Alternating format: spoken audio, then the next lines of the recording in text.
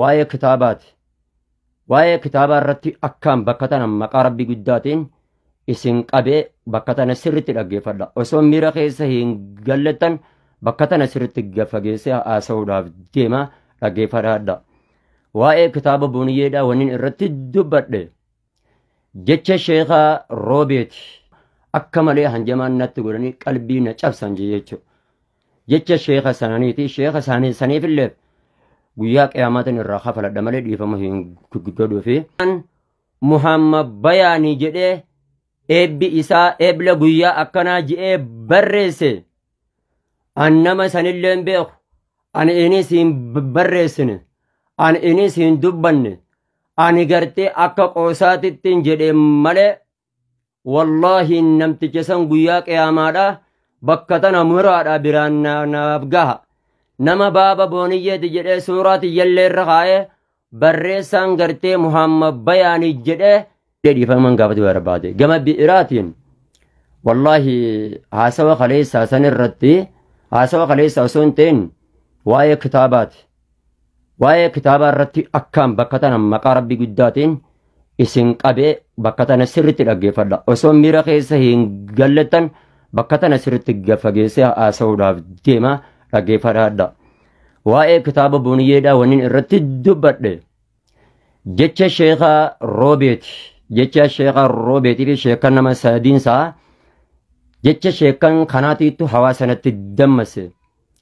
Jecha sheeka Roobee maaliif boohaa maaliif akkas ta'a maaliif alaadha boohaa jedhanii soomana kanan natti kaate jechi suni shamarran suuraatiyyaa fi viidiyoo fuudhanii wal biratti hidhanii wallaahi soomana kana rabbuma jeetan afaan qabadhee obsee hoggan viidiyoo san argu akka malee hanjamaan natti godhanii qalbii na cabsan jechuudha. Jecha sheeka sananiiti sheeka saniifillee guyyaa qiyaamaatiin irraa kafaladha malee dhiifama hin godhuufi kuni kana. Jecha sheeka saniitiittu hawaasni arrabaan narratti duule jechuudha. San irrattan waa'ee Booniyyeedhaa yoo barbaaddan an haadha mana kootiiti akkam faarfadhattullee nin danda'a nin faarfadhaa nin jaaladhaa akkam fedhetti walaloodhaan faarsuu nin danda'a. Sababa san irratti baaba jechuun yaa akimee dhaggeeffadha bakka tana viidiyoo waraabaatiti muraa biraan naagaa. Warra Quraana Rabbul Izzati wal Jalaalitti taphatu kana biraan naaf ga'a. Warra hadiisa Rasuulaatitti taphatu biraan naaf ga'a. Warra hadiisa ergamaa Rabbiitti taphatu biraanis naaf gaha. Baaba hoggaa jiran namoota karoora tokko baafatu ni danda'a. Mataa duree baabni hadiisaa miti. Baabni Quraanaa miti. Baabni Quraanallee miti hadiisallee miti. Kan akkuma beekamu ilaala. Baabni walaa hadiisallee miti walaa quraanallee miti. Baabni hoggan jedhu baabni baaba waan akkanaa kana keessatti dubbatameera. Atilleen baafattee baaba muratu ni dandeessa. Fakkeenya biradha warroota warra hojii mootummaa keessa dalagu fakkeenya fudhadha baaba baafatu ni danda'a. Kuni kana jechuudha. Sababa san irrattan baabu hubbi gartee jedhee jechuu dandeenye baaba san keessatti nin barreessan jeen malee hin barreessine yaa akhi. Na ilmi namaa dogongora keessa sababa jecha isin yookaan isin duulaa isin irratti duultan santu akkanan baaba jee dubbatu na taasise jechuudha. Tayye ammoo bakka tana rabbii guddaan isin qabeetan jira. والله وبالله وتالله والله ورب الكعبة نمني وانن أني بابا جدي وانن أني هم بريسن بابا غرتي واي Booniyyeedhaa جدي بريسان محمد Bayaanii جدي eebbi isaa eebla guyyaa akkanaa jedhee barreesse. An nama sanillee beeku ani inis hin barreessine ani inis hin dubbanne ani gartee akka qoosaatittiin jedhee malee wallaahi namticha san guyyaa qiyaamaadhaa bakka tana muraadha biraan naaf gaha.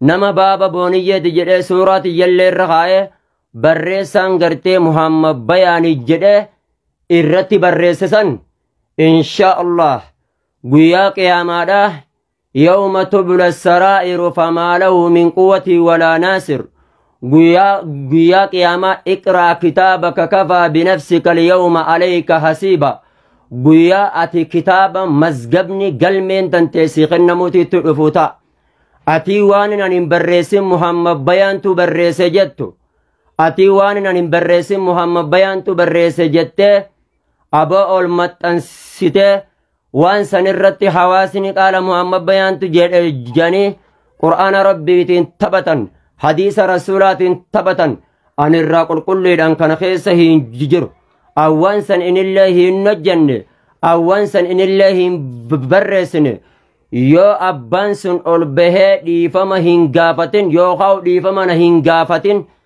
ديفما أنا دوغنغران برس جده أبان سن أباسن بران ناغا nama waan san barreesse biraan yoo abbaan sun ol bahee dhiifama gartee hin gaafatin wallaahi summa wallaahi dhiifama isaaf hin godhu ammas diliin nama kitaaba san inni barreesse yookaan diliin nama waan san barreesse hawaasni afwan dhiifama wajjin ifaa kutubutee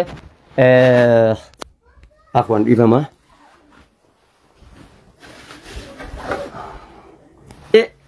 diliin nama waan san barreesse waan ani hin barreessin isaa barreesse je'e diliin nama hawaasa san guutuudha wallahi isarratti deebiti wallahi summa wallahi hadaraan nama san biraan naaf gaha yoo shari'aan abii beeytan kan taate nama waan ani hin barreessin barreessaan kitaabichaa Muhammad Bayaani je'e nama waan san barreesse wallahi guyyattee qiyaamaati guyyaa fuula rabbiitti itti walgeenyu guyyaa fuula rabbul aalamiinatitti itti walgeenyu isa san dhiifama hin godhuuf asmaanuu irraa baheetan jira viidiyoo tiyyasanii muraatiti biraan naaf gahaadha isinin jechuu barbaadeet ammas itti aansuudhaan namoota qaala Muhammad Bayaantu jedhe gartee maqaa rabbiitii fi maqaa rasuulaatiin taphatu yeroo san keessa maqaa rabbiitillee hin dhawne wallahi isaanilleen fuula rabbiititti gaafatamuuf ta'an yoo isaan waan kanarraa hin dhaabbatiin fuula rabbiititti gaafatamuuf ta'an kun kana gama bi'iraatiin jechoota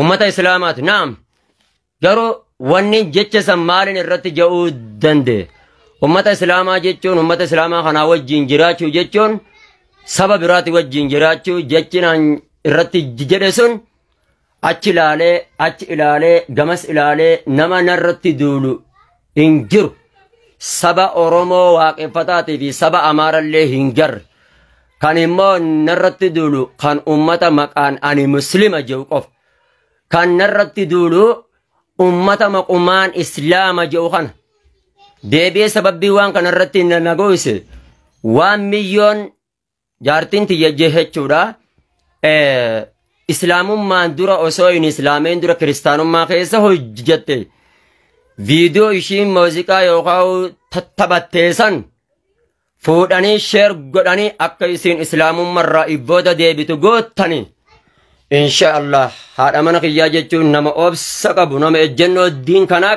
qabu hadaraa itti jabaadhaa isinin jenna warri viidiyoo sanillee viidiyoo ishiin gaafa kufrummaa keessa jirtu muuziqaa taphatte san itti taphattanii qalbii ishii cabsitan viidiyoon ani waa'ee karaa jannataa irratti ammallee dubbeen karaan nama geessu karaan jannatatti nama geessu dubara shawaati kan hin jiru wallahi summa wallahi gocha keessanii fi jecha keessantu waan kana nagoosisi ammas jecha keessan dagadheellee miti wallaalellee miti yeroon karaan jannataa yoo barbaadan karaa warra dubara shawaati kan hin jiru wallahi summa wallahi beekellee miti dogongora keessanii kana ammoo akka tasaatitti dogongore kun wallaalellee miti rabbiin kiyyallee naaf dhiisa alhamdulillahi rabbil alamin rabbiinis naaf dhiisa jecha kubrii keessa yoonan beekaa morme inaadummaadhaaf inaade beekaa morme qofa kan itti ofirraa ba'u kanaaf viidiyoo akkasiisa warri irraa murtanii ummanni kiristaanalleen ijoollee irra kiristaanaafillee isaaniif hin dhaamsa qaba waan namni miira keessa gartee kutee waan san godheef jecha isin dhugaa seetanii akka yoo sheer gootanillee wanti dhugaa ta'ulleen hin jiru jechuudhaan barbaada. Warri waan san sheer gootanilleen of jalaa haqa. Maqaa rabbi guddaatiin isiniin qabeetatan jira.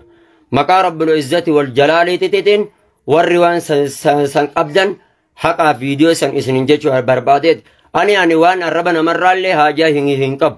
Kan dhiifama silaa uummanni Oromoodha yoo dhiifama gaafatan kabajallee hin beekan naamusallee hin beekan jechuudha. Ofumarraa rabbi guddaa kana yoo ati gaafatte irra wayyaadha. Gama biiraatiin ijoollee teenyatan shamarran teenyatan biyya Arabaa tanallee akka isaan dhiifama naaf godhanis isaaniif dhaamsa kana dhaammadheetan jira. Warri immoo viidiyoo san if jalaa qabdan ofirraa haqa. Sababa ani dhiifamallee silaa been gaafadhu. Sababa an dhiifama rabbuma kiyya gaafadhe yoo nan fedhe dhiisuudhaan qaba. Sababa aalimmaniitiin as dhufee isin gaafadhe malee waan birallee miti. Kanaaf arrarraa haasaadhaati nurraa gabaabbadhaadha. Waan sanillee haasaadha isinin jechuu barbaanneeti. Hanganuman isinin jechuu barbaadee achi gootan sanitti tanallee muraadhaati achi geessaa isinin jedha. Hanganuman isinin jechuu barbaada. Gama biraatiin isin bar namni namarratti duuluu manna ani meema fakkeenya yoo fudhattan taate nama akka yeroo hedduu jechuu irra deebi'ellee isin hima. Umrii tiyya keessatti jaalalti waan nama hin goone hin qabdu. Waggaa dheeraa ilmii barachaa as gahee waggaa dheeraa baadiyyaa qaariyaa teenyee achi teenyee ilmii rabbii tana barannee asirraa as deebinee hawaasa keenya kana ofii fi barachaa qilleensarraanis kan nama barsiisaa jirru hin beeytan jechuudha.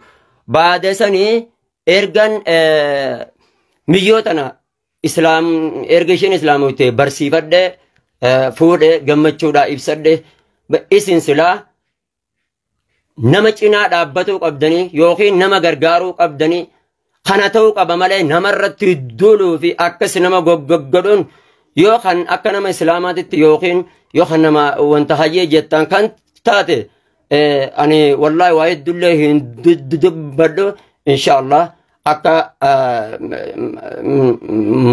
jaartiin tiyyalleen yeroo gabaabduu keessatti naaf galtullee akka ishiin naa galtullee naa boosisan hawaasni kiyyaa abdiidhaan isinirraa qaba jeeti hanganuma dubbatu barbaade. Assalaamu alaikum wa rahmatullaahi wa barakaatuh.